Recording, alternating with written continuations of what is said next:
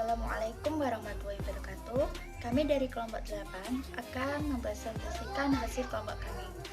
Yang pertama saya sendiri Alfiatun dengan NIM 205211046. Yang kedua ada Anissa Putri dengan NIM 205211063 dan ada Erna Puspitasari dengan NIM 205211064.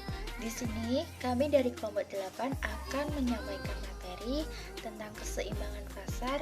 Yang materi pertama nanti akan disampaikan oleh Mbak Erna Puspitasari dan materi yang kedua akan disampaikan oleh Mbak Anissa Putri.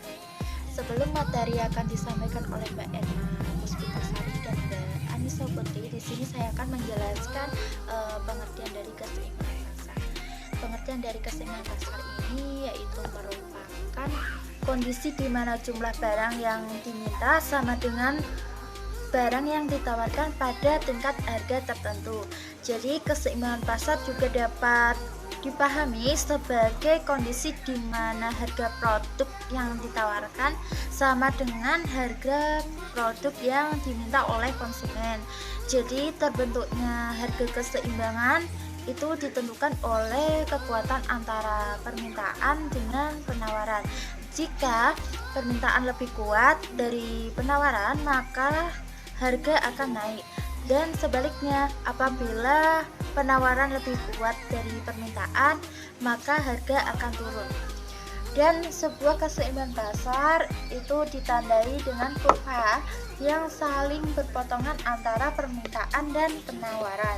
Nah, itu tadi merupakan pengertian dari keseimbangan pasar, dan untuk materi selanjutnya akan disampaikan oleh Mbak Erna Puspitasari yang akan dilanjutkan oleh Mbak Anissa Putri.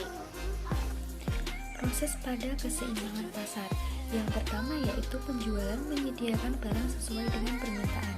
Yang kedua, stok barang sesuai penawaran pembeli. Yang ketiga, keseimbangan permintaan dan tingkat ketersediaan.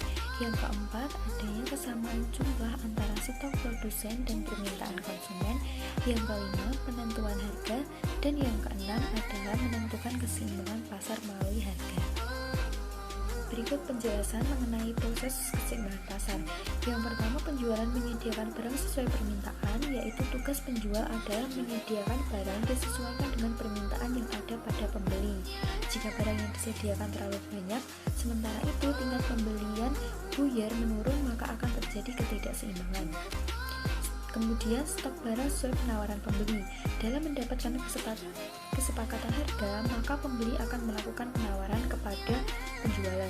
Pembeli pun akan membeli stok barang dari penjualan sesuai yang dibutuhkan. Jika kedua belah pihak menyetujui adanya kesepakatan harga yang ditentukan, maka harga tersebut yang disebut dengan harga keseimbangan. Yang ketiga, keseimbangan permintaan dan tingkat ketersediaan. Kebutuhan pembeli akan barang yang ada pada pasar menjadikan penjual harus memastikan stok barang dagangannya terus tersedia dalam periode tertentu dan tidak menambahkan jumlah ketersediaan barang yang berlebihan. Yang keempat, adanya kesamaan jumlah antara stok produsen dan permintaan konsumen.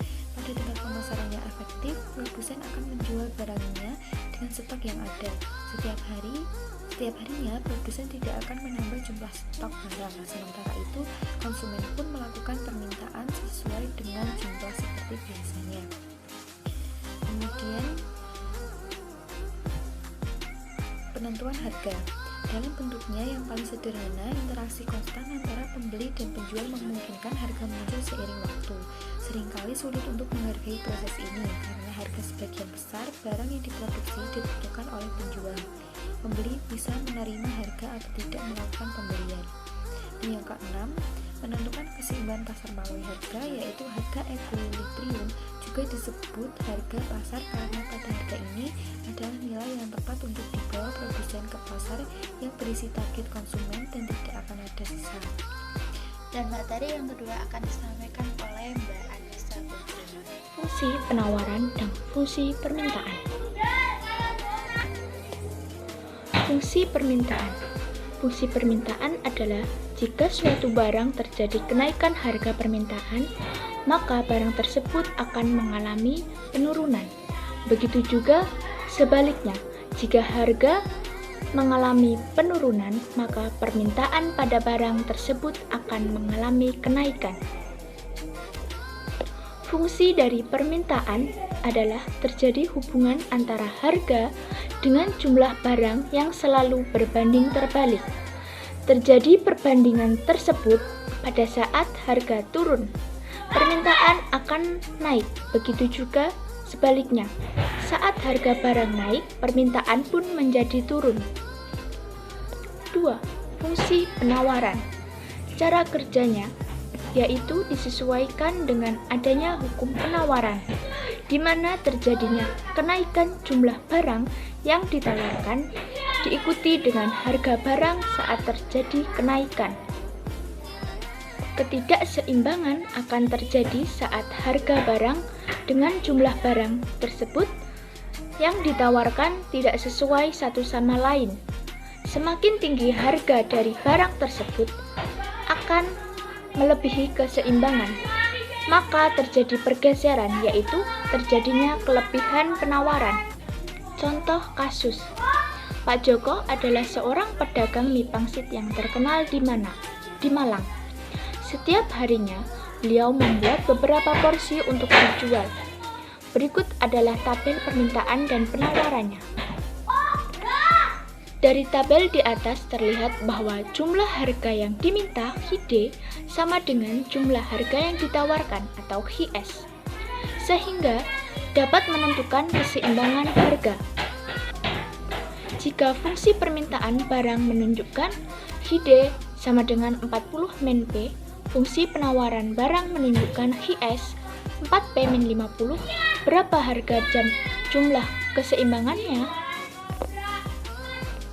Penyelesaiannya, HID sama dengan HIS, 40 min P sama dengan 4P min 50, min P min 4P sama dengan min 50 min 40, min 5P sama dengan min 90, P sama dengan min 90 per min 5, P sama dengan 18. Dengan demikian, harga keseimbangan pasar atau P sama dengan 18. Selanjutnya mencari jumlah HI, menentukan P, masukkan P ke dalam salah satu fungsi di atas. HI sama dengan 40 min P. HI sama dengan 40 dikurangi 18. HI sama dengan 22. Jadi, jumlah keseimbangan pasar atau HI sebesar 22. Demikian akhir dari presentasi kami. Semoga dapat bermanfaat bagi kita semua. Wassalamualaikum warahmatullahi wabarakatuh.